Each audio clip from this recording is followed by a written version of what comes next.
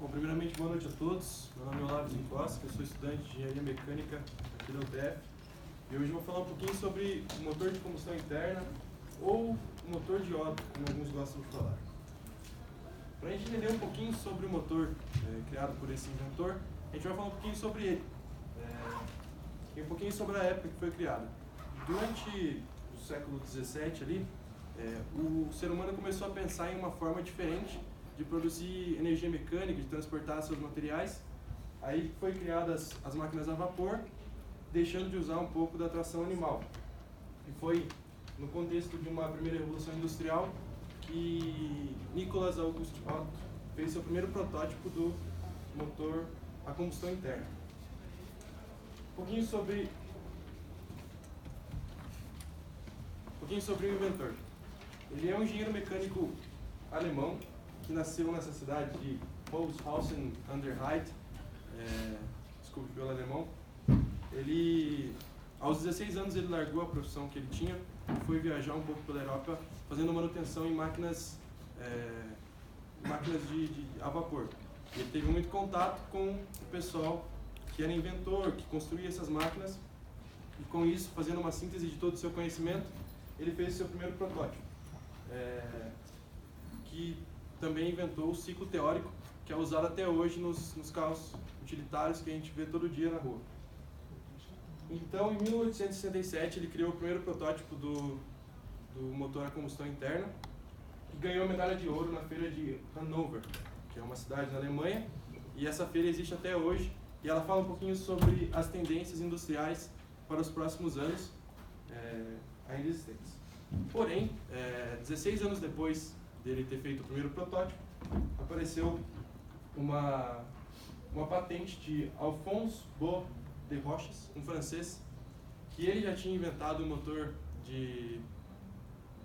4 tempos, que era o protótipo de Otto, e o nome do seu motor era DRP-532. Mas depois de alguns estudos, foi comprovado que eles não tiveram nenhuma interferência num outro. Nicolas não conhecia Alphonse e não conhecia o seu trabalho, então o mérito foi dado a Nicolas.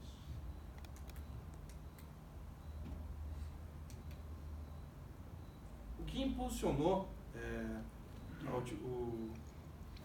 o uso desse motor 4 tempos de Otto foi que ele tinha um menor peso, já que os motores a vapor eles precisavam de água, muita água para ser queimada, e mais o combustível, que ia ser queimado para gerar o vapor.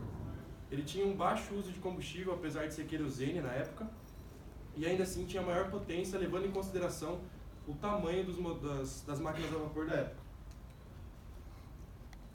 Aí, para a gente falar um pouquinho sobre o motor, a gente tem que entender o que é uma máquina térmica. Uma máquina térmica ela utiliza duas fontes térmicas, uma fria e uma quente, e ela transforma o calor em trabalho, em diversos ciclos que se repetem para que possa ser gerado o trabalho. A lei da termodinâmica que rege essas máquinas térmicas é a segunda lei, que ela tem duas narrativas. A primeira narrativa fala que um fluxo de calor ele sempre vai se deslocar de uma fonte mais quente para uma fonte mais fria, e a segunda sentença que rege essa lei é que nenhuma máquina térmica pode chegar a 100% da sua capacidade. Ela nunca vai desempenhar 100% do que ela pode desempenhar, levando em consideração que ela tem atrito com os componentes e troca de calor com o meio externo. Aí, falando um pouquinho sobre o motor criado por Nicholas Otto, a gente vai falar um pouquinho sobre os componentes para depois falar do funcionamento para a gente conseguir entender. Primeiro, a gente vai falar sobre as duas mais importantes peças do motor, não que outras não sejam, mas elas são bem importantes, que é o pistão, que é essa parte de cima, a biela, e o pistão é quem recebe o maior impacto durante a combustão e durante a geração de trabalho. E o virabrequim, que a biela é encaixada nele, dessa forma, e daí eles formam ciclos que vão alternando. Aí esse aqui é o bloco do motor onde é apoiado a biela e o pistão. Esse é onde as indústrias podem moldar de acordo com o seu de acordo com a sua preferência. É onde tem mais mudanças e onde abriga infiltrações para que passem água para esfriar o motor e óleo para que não haja tanto contato, tanta perda de trabalho. Aqui é o cabeçote. O cabeçote ele tem uma função primordial no funcionamento do motor, que é onde vão válvulas, que são de dois tipos, a de entrada e a de saída, que eu vou falar um pouquinho depois, e o comando de válvulas, que ele é regido por uma correia que é ligada no virabrequim, que eu mostrei anteriormente. Aí, agora falando sobre o ciclo de Otto, ou ciclo termodinâmico, aqui a gente tem um gráfico,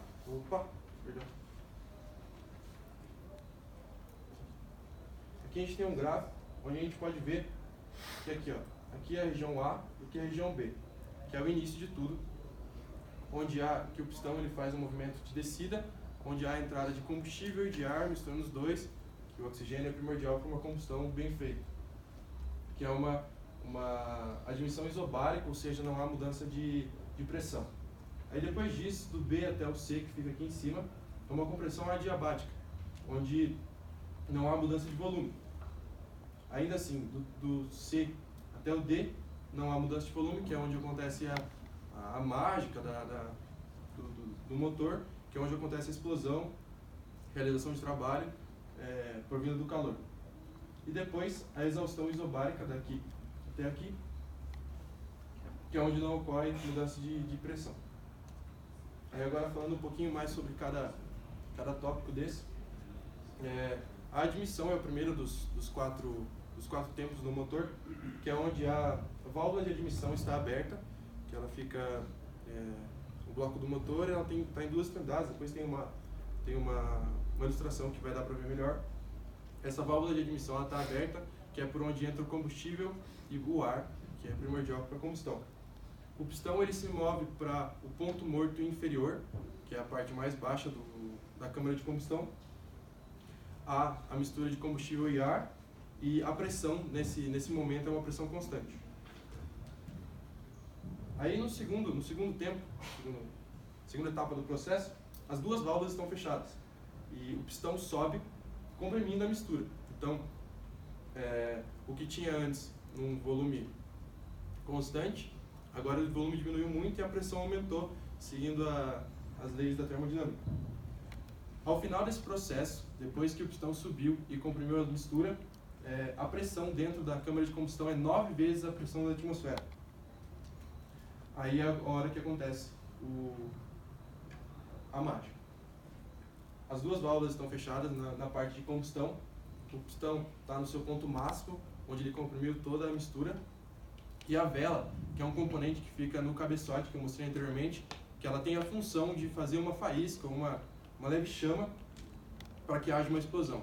E essa explosão gera uma energia térmica, que empurra o pistão drasticamente para baixo, que é onde ocorre a realização de trabalho. Só que essa explosão gera calor, e por isso a gente não pode usar todo o potencial que tem o combustível. Aí o volume aumenta de novo. No último das etapas, que é onde a válvula de admissão está fechada e a de escape está aberta, o pistão sai da posição ponto morto inicial, que é onde ele está na posição mais baixa, e vai para o ponto morto superior, que é onde ele está na posição mais alta, e ele empurra todos os produtos da combustão que teve no processo anterior. Aqui é uma ilustração. Olhando primeiramente para esse lado aqui, que é onde ocorre o 1, é o processo de admissão. Essa admissão entrou combustível e ar, comprimiu, explodiu, saiu. E aqui é o motor 4 cilindros, em série, como é o funcionamento dele. Aqui é o virabrequim, e aqui tem uma correia, uma correia dentada, que ela movimenta esse comando de válvulas. A cada 2 voltas do comando de válvula é uma volta no virabrequim. Bom, o que a gente conclui no final é que o trabalho de Nicolas Otto é muito importante para o desenvolvimento da sociedade. Até porque é muito curioso que a gente pense que um protótipo construído há 150 anos atrás ainda é usado diariamente nas ruas Claro, levando em consideração toda a otimização que já foi feita, mas a gente pode considerar que Nicolas e o francês, eles eram pessoas à frente do seu tempo, já que os dois protótipos estão usados até hoje.